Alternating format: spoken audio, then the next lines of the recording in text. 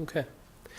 So first of all, I'd like to welcome you to the Global Lives Forum, representing and experiencing everyday life in the global media. My name's Anthony Buccitelli. I'm the co-editor of Cultural Analysis and one of the organizers of the conference. To tell you a little bit about the meeting emerged as part of a conversation between David Eben Harris and myself about a year ago, and our driving motivation behind organizing this meeting was to create a venue to comment on the truly immense and innovative work of the Global Lives Project, and to use that as a jumping-off point to discuss the implications of the increasing ease with which representations of everyday life or actual everyday experiences are taking place in front of a global audience via new media technologies. The diffuse nature of this topic demanded a broadly interdisciplinary approach as something which, like the Global Lives Project, requires a multiplicity of voices. And this is central, something that's central to both the missions of the Global Life Project and cultural analysis. Thus, we've invited an enormous range of panelists for the conference today, who range from graduate students to senior scholars to art professionals, whose work encompasses everything from videography to folkloristics, from linguistics to social psychology. And the panelists have been asked to present on aspects of their work that touch on the study of everyday life, new media, or globalization, but also to offer some commentary on the relationship of their work to that of the Global Lives Project. Our hope is to provide an environment which can both stimulate new and productive avenues of research in our respective disciplines, but also to imagine new ways forward for the global lives. Although I will do a more extensive round of thank yous a little bit later in the day, to the many people and institutions that have contributed to developing this conference. For the time being, I would just like to extend a quick thank you to the Doreen B. Townsend Center for the Humanities for hosting this event and for providing the support to us as we developed what we hope will be a stimulating program. So let me introduce our first speaker for today, Olga Antonenko. Olga is a graduate student at the social psychology program at UC Berkeley. Her research focuses on emotional motivations behind moral attitudes and behavior. She's currently working on two projects. The first uses fMRI technology to examine neural correlates of pro-social emotions, such as compassion and awe. The second looks at the variety of emotional experiences that arise from religious beliefs in different cultures. Olga came to these interests after studying philosophy and psychology at Williams College and working with a forensic population for 2 years before beginning her graduate work at Berkeley. So, Olga, come on up.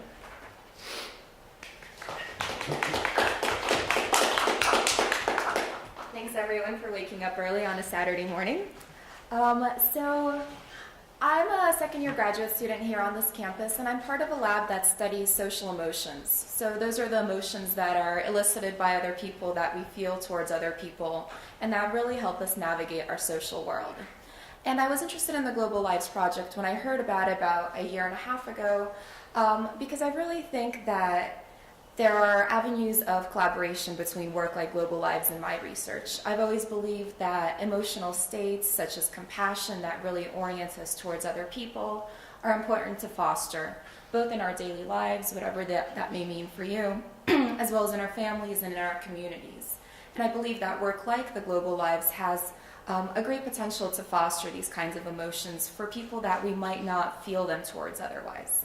So I'm here to talk to you about some research in this one emotional state of compassion, both from my laboratory as well as more cross-sectional research over the past few decades. So I'll kind of be painting rather broad strokes. If you guys have questions later, I think there will be an opportunity to answer those.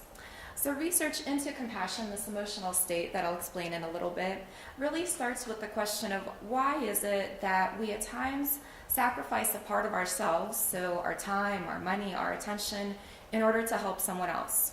From a certain point of view, this is a paradox. So if the work of any organism during its life is to maintain its own survival and its own health, why would it sacrifice a part of that for another organism? So why is it that we devote an inordinate amount of time to our families, give up most of our lives for our children for a period of time, our friends, members of our communities, whoever those may be, as well as this more generalized other, so sometimes strangers, people we've never met before that we might never see again, people who live halfway across the world and have seemingly nothing similar to us.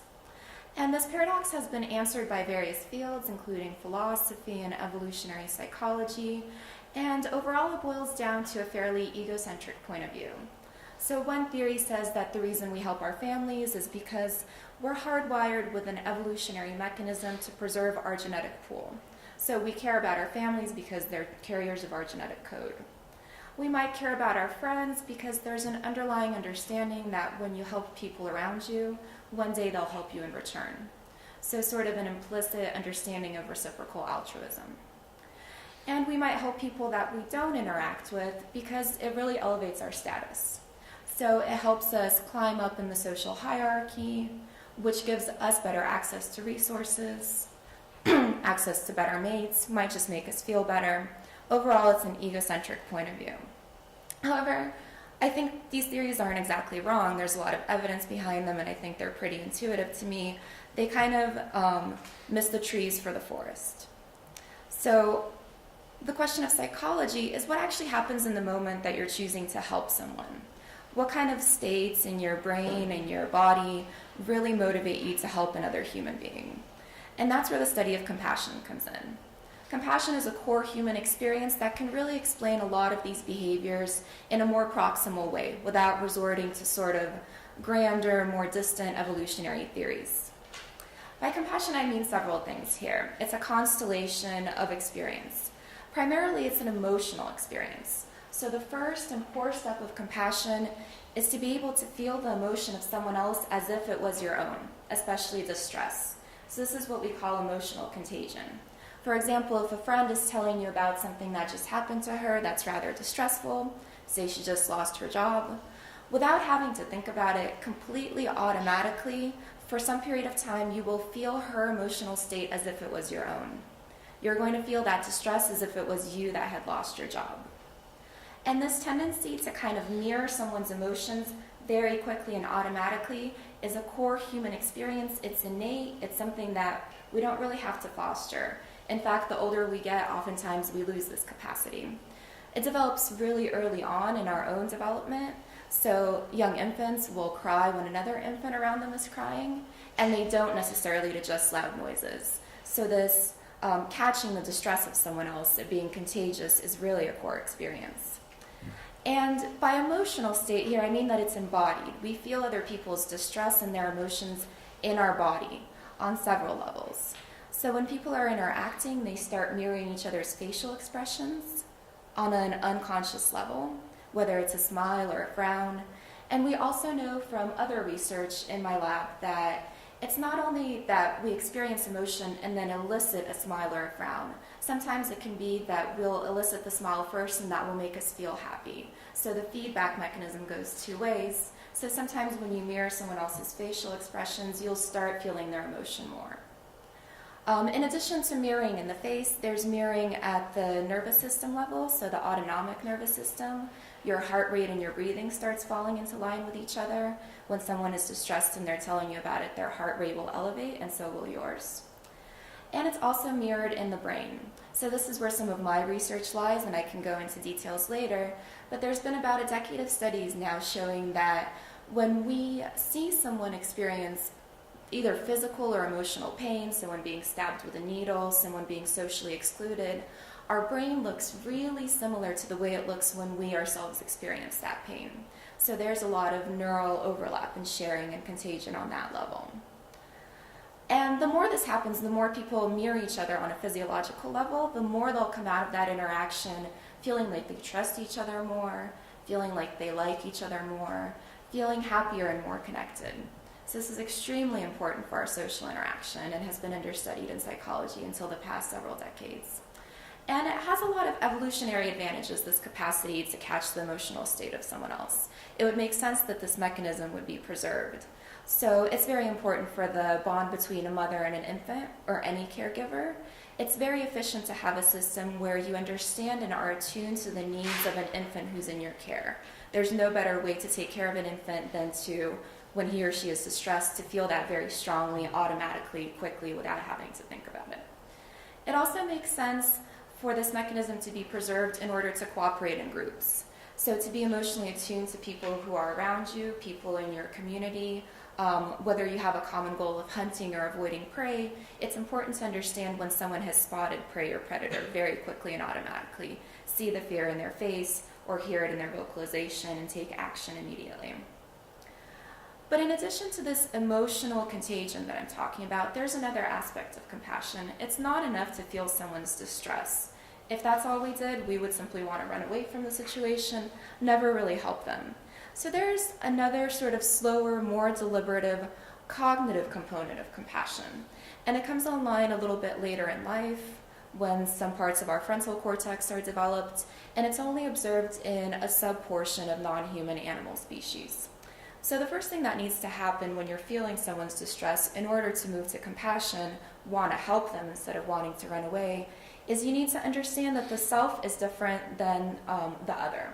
And this might seem intuitive to us, but it takes about until 2 or 3 years of age for young kids to understand that other people have their own emotional lives, their own mental worlds, their own wants and needs.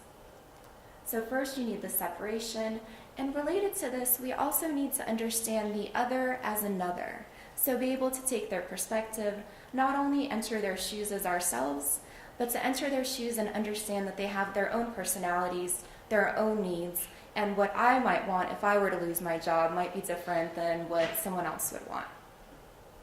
And once this constellation of emotional and more cognitive capacities come online, the state of compassion is really predictive of prosocial behavior.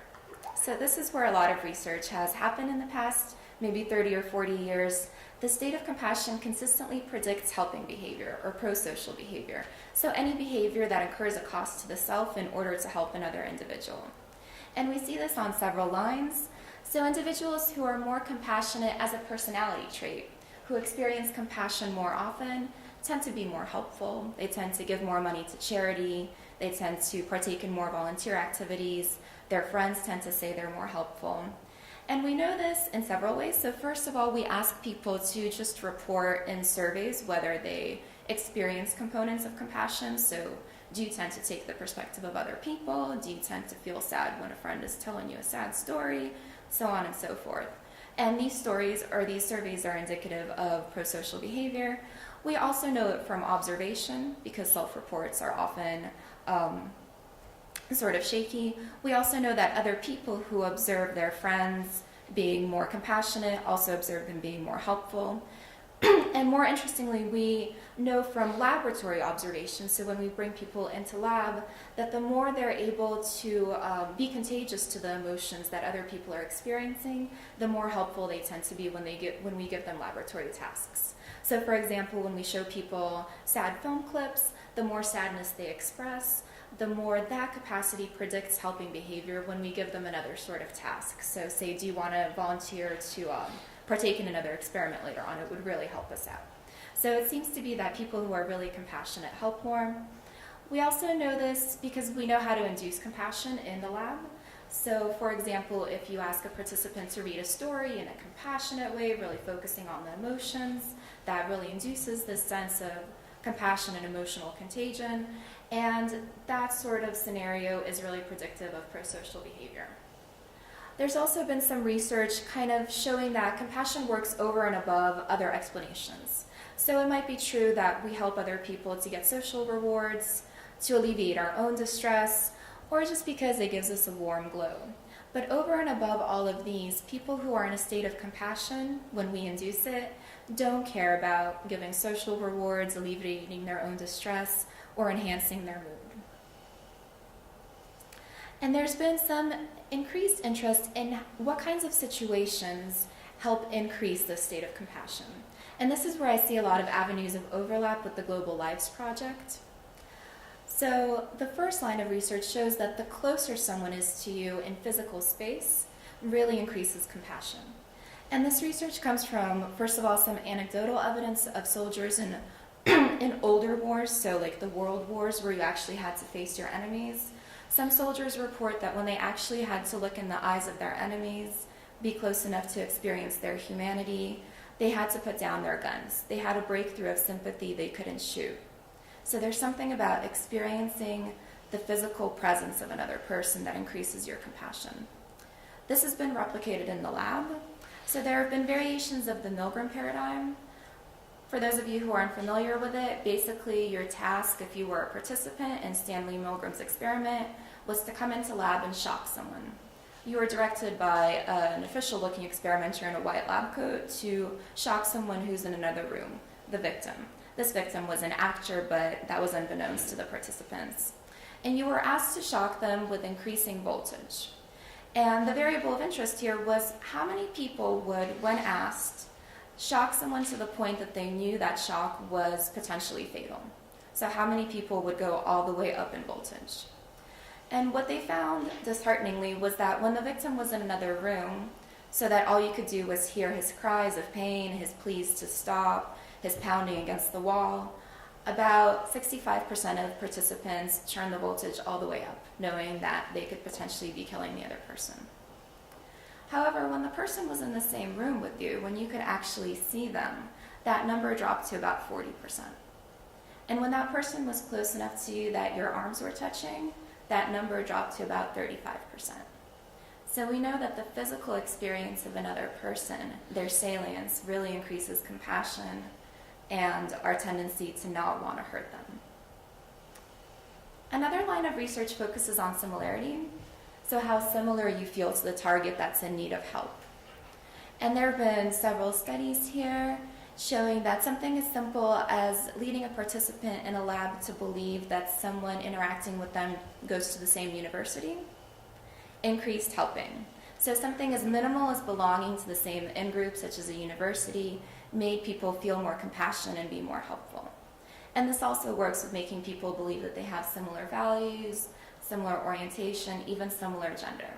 So any sort of similarities really increase compassion and helping. And the last aspect that I think has inroads for the Global Lives Project is how concrete the victim is. So something as simple as giving a last name to a person increases people's tendency to donate money to that person, desire to volunteer to help them, in contrast to just giving them a first name. So giving them more details. And this has some, I think, really exciting applications to Global Lives that I would love to investigate. I believe that the experience of Global Lives, so partaking in it as an audience member, can really increase all these factors. So participating in the video really increases your sense of physical proximity, so you're sort of immersed in the world of someone else. There are a lot of close-ups, there are a lot of really basic human endeavors that we don't usually get to see, so such as sleeping, eating, that really increases people's humanity and our sense of physical proximity to them, even though they're just on the other side of a video screen. Watching someone else's life can really point out how many more similarities there are than the differences that really interest us all. So everyone does certain things, everyone has friends and families, everyone goes to sleep at night, and this might increase people's feelings of similarities towards other people. And giving someone a face and a name really increases their vividness and their concrete presence in your life. And I believe that if we measure all these factors, after viewing Global Lives, people will feel more physically close, more similar, and have a more concrete sense of other people across the world. Not only the particular people that were filmed for Global Lives, but other people in the same parts of the world or perhaps across humanity. And I think that these kinds of factors can not only increase compassion, but increase our sense of community and pro-social behavior. So that's the work that I'm going to try to do with Global Lives. Thank you guys for listening, and there's probably worse ways to end a talk than with a quote from Albert Einstein. Right, thanks very much.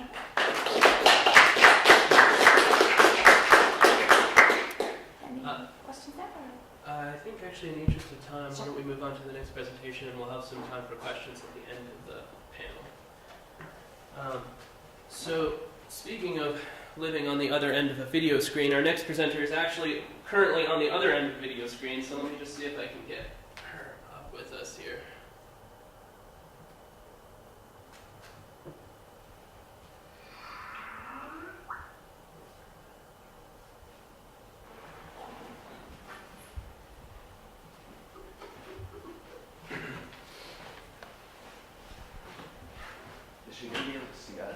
Yes.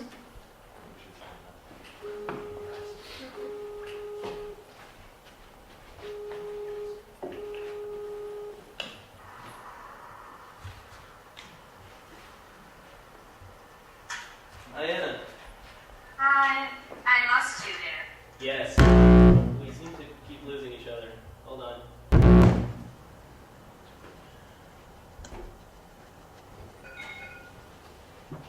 So I don't know what was going on in the past 5 minutes. Yeah. Sorry about that. It's okay. Okay. So you're on the screen now. And let me just introduce you and then we can start.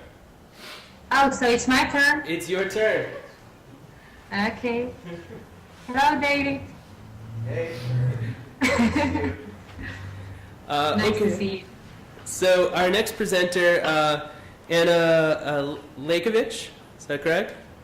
All right. Lakchevich, excuse me. It doesn't matter.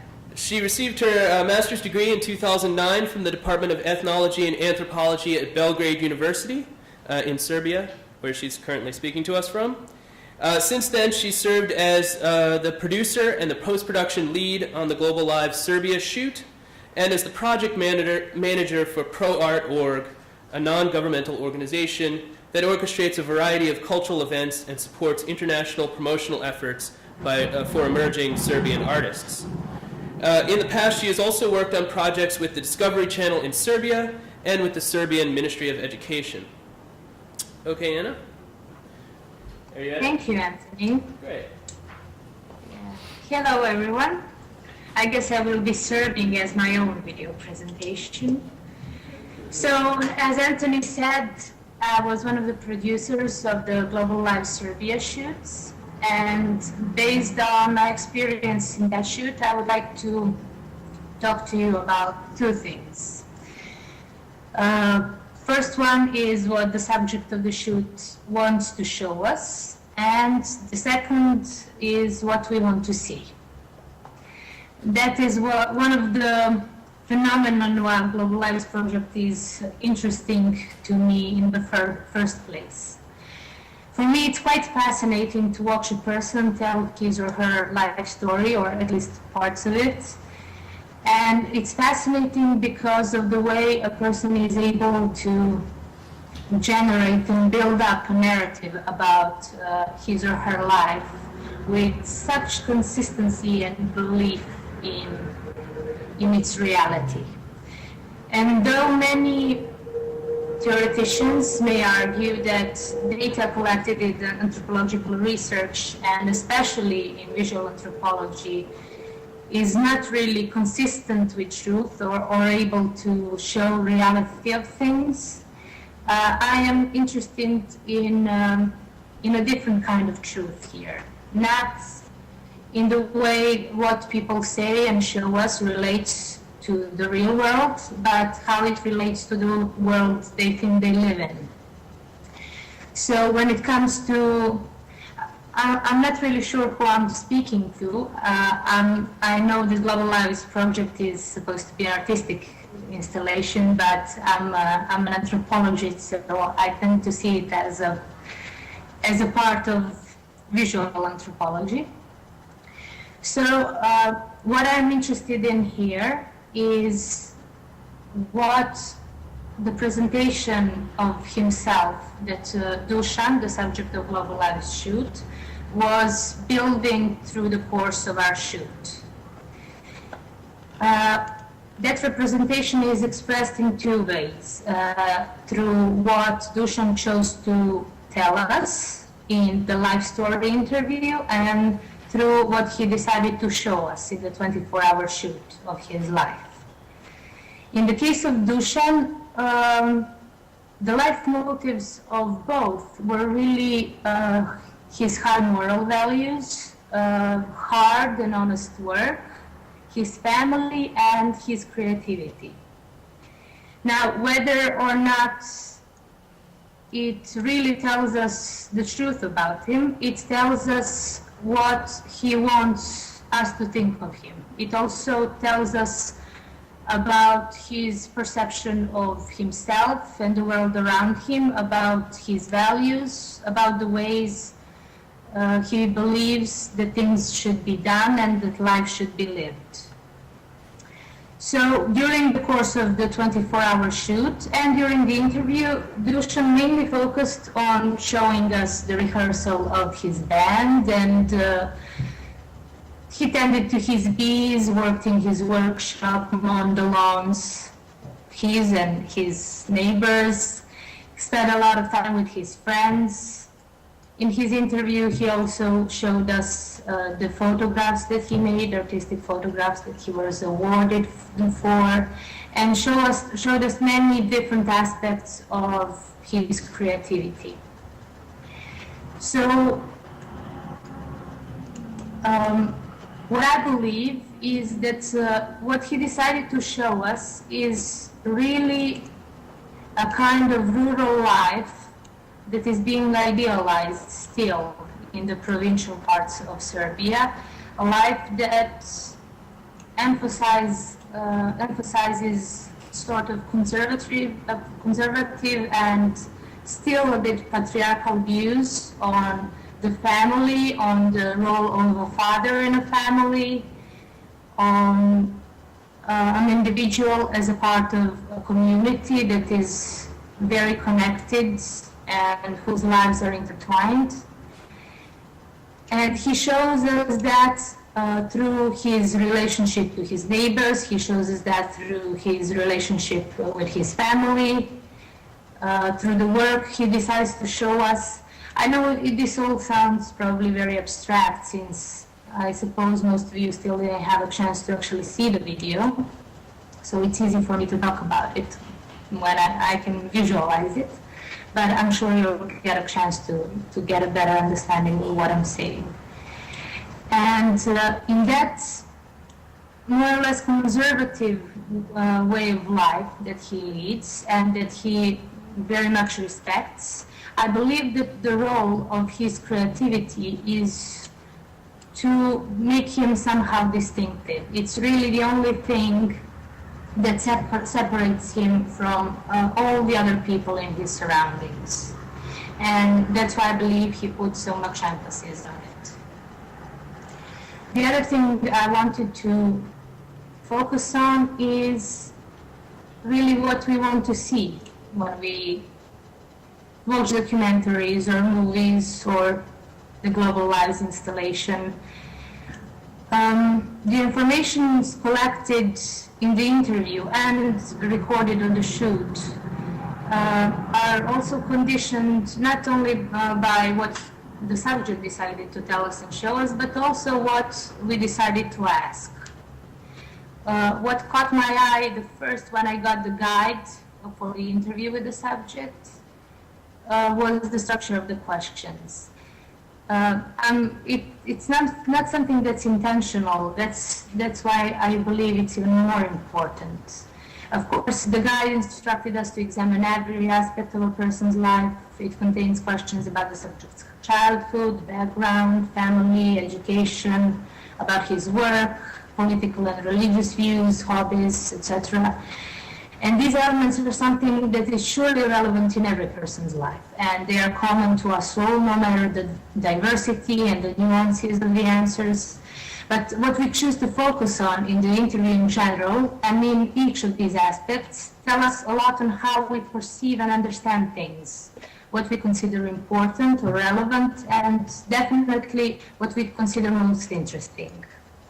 While the commonalities in every interview of the Global Lives project generate a feeling of global similarities and familiarity, and it kind of brings us closer to each other, which I suppose was the subject of the previous presentation, social contextualization of each life story tends to show us all the differences, all the particularities of the local experience. And in this project, this is not meant to generate distance, but give an insight and enable better understanding that is crucial, I believe, for a healthy intercultural dialogue. So whether we want it or not, our perception of the foreign countries is mostly based on politics, media reports, popular culture, and their attention is usually drawn by crisis, political, ecological, or otherwise. And this dictates not only what most of us know about the life in other countries, but also what we would like to know further. These are the issues covered by the questions intended for social cultural contextualization of Dušan's life. Life under socialism, dissolution of Yugoslavia, Serbian nationalist movement, religion, NATO bombing, Kosovo issue, and though undoubtedly important on the larger scale, these questions don't necessarily play a deciding role in a person's life here, and often come down to a simple matter of political views, or not necessarily a lived experience.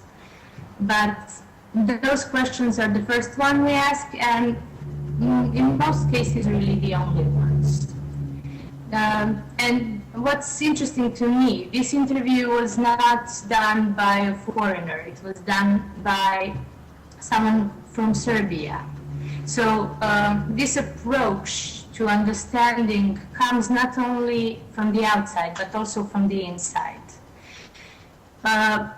We tend to get used to the discourses that are being generated by media and public knowledge, and we tend to get pulled into them. And in time, I guess, we tend to internalize them and reproduce them ourselves.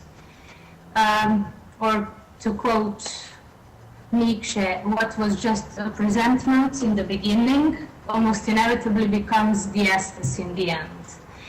So this was probably the most important part for me. The ways media, and new media especially, have given us in the past years an incredible opportunity to be informed about the most distant parts of the world, and given us an insight to everyday lives of people we will never know. But what I'm interested in here is the danger of the information that eventually gets to us. Because using this new media, and media in general, we get only selective information. Whether we make selection or someone else, that's a different question. But it is the information that reaches us in the end that generates our image of the world around us and of the distant cultures.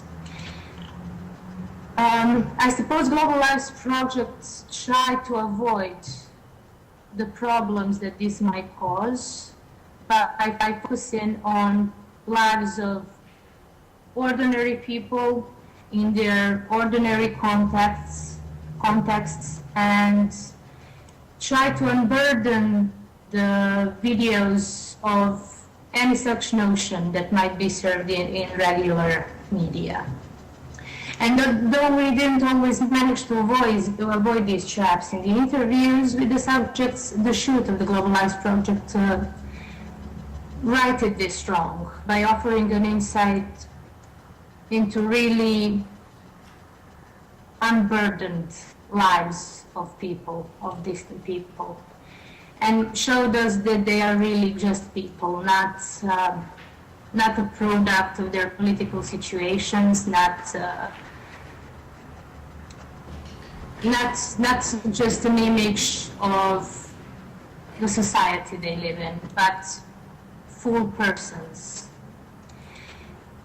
I guess Global Lives Project is a true baby of globalization processes and the use of technology in its quest for intercultural understanding. And by creating this keyhole into the lives of ordinary people, it gives us a chance to understand just how sane people are, no matter the differences.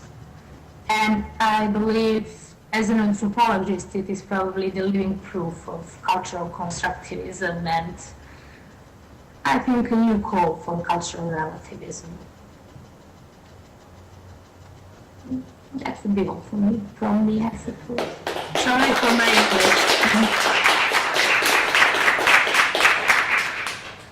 Okay, thanks very much. Just give me a moment to switch the presentation back. And I'm going to leave you on stage. Okay, thanks.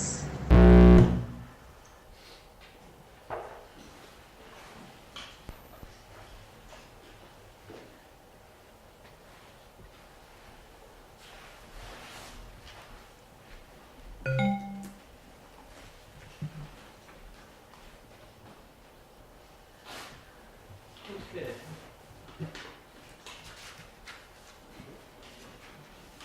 Thank you. So our next presenter is Rebecca Elliott. Rebecca is a graduate student at Berkeley's Sociology Department. She completed her BA at the University of Virginia in 2008, where she majored in political and social thought. Rebecca was awarded the highest distinction for her thesis on the politics of celebrity activism, work that she continues in her graduate studies.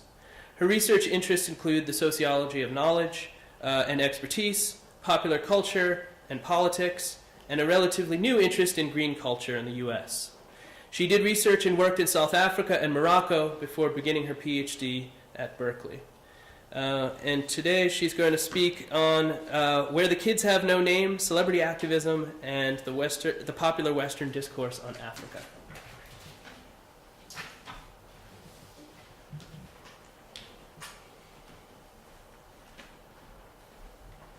All right, good morning. Before I begin, I just want to thank Anthony and thank you all for coming this morning. It's already been a very stimulating day, and I'm very excited for everything to come. So my presentation is called Where the Kids Have No Names, Celebrity Activism and the Discourse on Africa. Africa is sexy, and people need to know that, quoth Bono, rock star and self-anointed advocate for Africa in March of 2007. A few years later, we get it. We know that Africa is sexy because celebrities are sexy and they seem to care about it, all that poverty, disease, and conflict. We've seen Bono get the ear of world leaders. We've seen Angelina Jolie tour Kenyan villages with economist Jeffrey Sachs. We've seen Oprah build a school for girls in Johannesburg. And we, the fans, by and large, applaud celebrities who take a genuine interest in Africa, who use their celebrity status for good. Celebrities' wealth and public profile enable them to do what perhaps we wish we could do ourselves. Celebrities donate money and they raise more. They get commitments from politicians. They inspire young people to go to Africa and serve. Their visibility can be a huge asset to organizations and causes that might otherwise go unnoticed. They facilitate the entry of their pet issues into the news cycle. Though as celebrity concern about Africa has increased, a few scattered, vitriolic editorials have cast aspersions on the motives and actions of celebrity activists. They accuse the Africa-conscious crowd of grandstanding and of using Africa as a vehicle to enhance their own celebrity status. Paul Theroux of the New York Times finds what he calls the rock star's burden to be annoying and patronizing. The economist William Easterly faults celebrities for talking about Africa as a helpless backward continent and ignoring the very real progress Africans have made towards poverty alleviation, the expansion of education, and stable economic growth. And these critics are right. Celebrities do tend to portray Africa as a basket case. Perhaps most significantly, they're almost always talking about Africa, an undifferentiated place of distended bellies, ethnic conflict, mud huts and bare feet, female genital mutilation, child soldiers, AIDS, dictatorship, illiteracy, and oppressed women. All of that exists in Africa and all over the world, for sure, but the generalization creates representations of Africa, whatever it is, and Africans, whomever they are, that are mostly inaccurate and, I would argue, fundamentally unjust. Yet the criticisms of Thoreau and Easterly and people of their disposition ultimately fall short, because the proponents of celebrity activism can retort, who really cares? Pictures of distended bellies, of child soldiers, of overburdened mothers, these sell Western publics on Africa. At least we care now. And when we care, we open our wallets. We attend benefit concerts. We buy inspired t-shirts. We donate a portion of our proceeds to charity. We, the empowered consumers, save lives, and the ends somehow justify the means. The real problem with celebrity activism is not that celebrities are idiots who don't know what they're talking about, nor is the problem that celebrity activism doesn't work. I think in a lot of ways it does. When we look closely at the text associated with celebrity activism, the images, videos, interviews, magazine features, and so forth, we see that the problem with celebrity activism is that it is entirely duplicitous. Because for all the talk of justice and equality for Africa, celebrities employ strategies that take serious political dilemmas and turn them into emotional spectacles. They implicitly, and often explicitly, suggest a humanitarian response motivated by the charitable beneficence of Americans and Europeans. But charity as a response to structural and systemic political and economic failures entrenches certain groups of people as either the powerful givers or powerless receivers of charity, such that unjust and unequal relations of power can remain intact and unproblematized. So by talking in this way, our earnest and sincere celebrities participate in and perpetuate an oppressive popular discourse about Africa, African people, and African issues. The activist text visually, emotionally, and I would say therefore politically, reinforce and reproduce the relations of power that in many ways foster poverty, disease, and conflict in the first place. So in completing this project, I engaged in an interpretive analysis of the kinds of celebrity activism texts I mentioned before, starting with Live Aid in 1985, the Africa issues of Vanity Fair magazine and The Independent, a UK publication that's Kate Moss in blackface, basically. The I Am African campaign, Live Aid in 2005, Madonna and Angelina Jolie's adoptions of African children, Africa-related features in Marie Claire magazine, as well as various public statements by celebrities about Africa and African problems. So time does not really permit me to address each of these cases in detail, but I argue that celebrity activism as a coherent practice does four problematic things. 1. Celebrity activism marginalizes actual African voices. It creates a discourse in which Africans are present as subjects, but absent as voices, such that the celebrity-proffered truth or common sense about who they are and what they need goes untested by their own diverse experiences. 2. The celebrity discourse generalizes Africa and recycles inaccurate and degrading stereotypes about who Africans are and about the problems facing African communities and countries. 3. The celebrity discourse positions and empowers Westerners as the identifiers and solvers of African problems. And 4. The emotionalism of the celebrity discourse orients us, the rapt and devoted public, toward charity as a response to systemic political failures, when we should instead be considering what justice would require. So I'll briefly take you through just one of my cases, that of Live Aid, to unpack some of these issues with reference to a concrete example of what I'm talking about. So in the summer of 2005, Bob Geldof, who was one of the main organizers behind Live Aid, reprised that event with Live 8, which was another day of televised concerts, this time to raise awareness in advance of the Glen Eagles G8 summit. So unlike Live 8 was supposed to just raise awareness, not raise money. Live Aid had been a fundraising event for Ethiopian famine relief. And the marquee across the top of the stage read, "We don't want your money, we want you." The concerts were supposed to pressure the G8 leaders to drop African debt, increase foreign aid, and revise trade arrangements. So ostensibly political demands. But Africans didn't really take the stage at Live 8 to tell the watching world what their diverse communities and countries actually needed or wanted out of the G8 summit. American and European celebrities took care of that. Senegalese musician Youssou N'Dour was actually the only African musician invited to perform at the main event. So rather than as performers or speakers, Africans were seen at Live 8 primarily in video montages, like the one that accompanied Annie Lennox's performance of her song, Why. So the video opens with white words on a black screen. Of the people you are about to see in this film, every single one, except Annie Lennox, is HIV positive. A few will survive. Many are now dead. Only Annie Lennox gets a name, and she is exceptional because she will not die of HIV. So it's not clear in most of this video what exactly Lennox is doing there. She seems to be providing some kind of comfort, but all we can really be sure of as viewers is that she's there. She is seeing the suffering, and we are seeing her see it. We're seeing her get upset about it, and we know that this is upsetting, that we should be upset too. Lennox communicates with us emotionally. She urges us to feel pity. This didn't come out all that great, but her face is kind of superimposed on the face of a child, and she's weeping. Then we scroll through a few of these images. Both the man and the woman appear to be at least partially naked. The two shots, to me, are some of the most bizarre in the film. The glare of the light, the nudity, the zoom.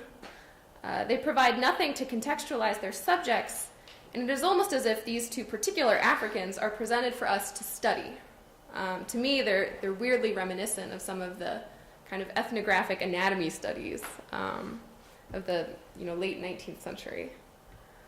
So for the viewer, this is what HIV/AIDS looks like, and it's presented for the benefit of the viewer without any real consideration or regard for how the subjects may or may not want to be depicted.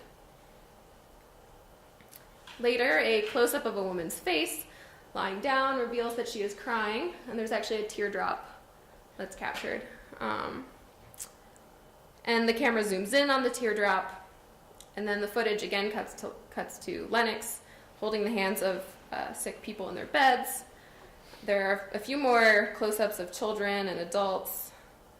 And then at that point, the television coverage shows a white woman in the audience who appears to have been crying, and then zooms out to capture the huge crowd of people applauding and cheering.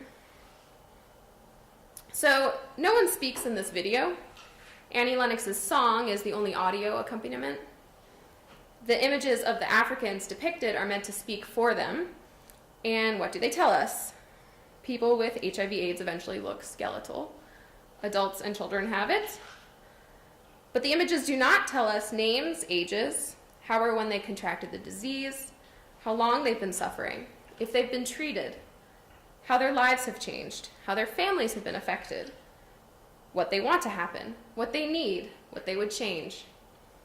We do not know where these people are from, how they identify themselves, or even if they're all from the same place.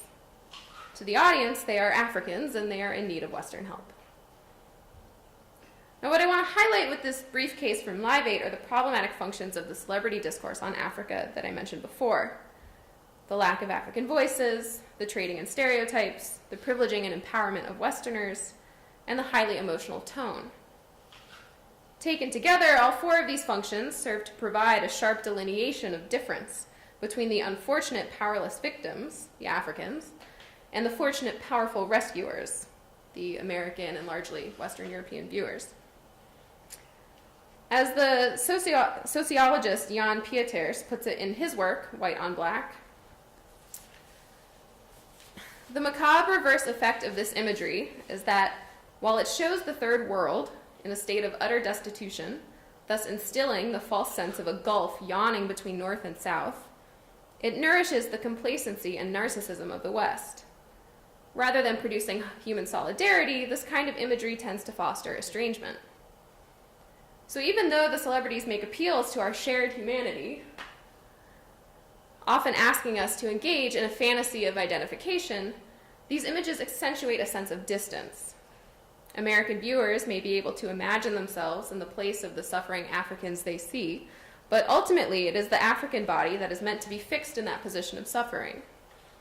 The viewers can travel simply by turning the page of the magazine or changing the channel. American viewers can imaginatively incorporate certain features of others into themselves while actually retaining the privilege of their position. The viewers are allowed this freedom, while the others depicted seem locked into their positions of victimization and debasement. And when we go back through some of the images I showed you before from the Vanity Fair covers and some of the videos that were used in Live Aid as well as others from Live 8, these images perform kind of consistent functions, and we can begin to discern familiar tropes and cliches about who Africans are and what we think their needs are and who is and should be empowered to respond to those needs. And the celebrity sensibility is perhaps best expressed in the lyrics of Do They Know It's Christmas, the hit single that came out of the Live Aid effort in 1985. And when I refer people to these lyrics, a lot of times I hear, well, you know, it was the 80s, and we did a lot of stupid things in the 80s. But this song was actually re-recorded and released in 2005 by a more contemporary group of pop stars to kind of build steam behind Live 8. So I'd say that the images in a lot of these celebrity activist texts kind of mobilize or act as visual proof of the assertion that Africa is a world of dread and fear, where the only water flowing is the bitter sting of tears. Sets up this, well, tonight, thank God it's them instead of you. Nothing ever grows, no rain nor rivers flow. Pretty bleak. So the reason I would argue that we need to be thoughtful about this practice is that the attached discourse informs how various publics think about these issues, and hence how and to what extent they lean on their own governments and international organizations to intervene. So put simply, and in the words of the Global Lives Project, what we see informs how we act. And I would argue that a discourse that orients people towards charity for passive victims does not lead to the informed or sustainable redress of some of the most difficult political, and not just humanitarian, challenges of our time. And these flawed interventions have profound material consequences for hundreds of millions of people. So the seemingly obvious solution to the marginalization of actual Africans in this discourse about them is to get them in, to find a way to include African voices in this discourse. And once there, those voices can contest the stereotypes and reassert the political questions that get sidelined to Western charitable impulses. Now, the difficulty with simple inclusion is that the current structures of our various transnational public spheres in which this discourse circulates are strongly biased against the meaningful participation of subordinated groups. So rather than focus on getting them into a kind of hegemonic discourse, I'm suggesting that it is perhaps more strategic to subvert it, to widen the discursive space and amplify the counter-discourses already forming in African counterpublics. Now, counterpublics, as defined by critical theorist Nancy Fraser, provide discursive arenas for the formulation of identity and discussion of common concerns. Things like magazines and newspapers, research centers, films, journals, and increasingly online communities and their products, of which the Global Lives Project is a good example. Participants engaging as peers articulate their desires, needs, and wants, all out of the supervision of the dominant groups in the mainstream popular discourse. And through the processes of debate internal to them, counterpublics can create counter-discourses and counter-narratives, which can then be used to lodge a collective, coherent, and sustained discursive attack on what celebrity activism would assert as true. This structural change creates a space and a means to exercise voice, to challenge assumptions, and to contest the status quo. Now, the Global Lives Project, in my view, acts as just this type of counterpublic. It defies the logics of commercial media in order to produce films that stay close and true to the experiences of the subjects themselves, such that the materiality of their lives can be expressed authentically without regard for the right angle or the emotionally compelling hook. The Global Lives Project does not paternalistically shine a light on the darkest corners of the globe, but rather actively seeks out and amplifies the diverse voices that have been talking about their experiences all along, but have merely been drowned out by much more powerful and spectacular celebrity activists. Thank you.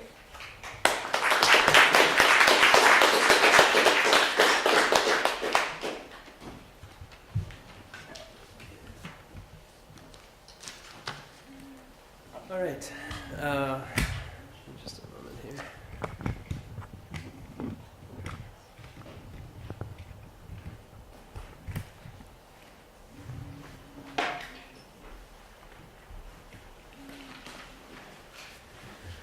Okay.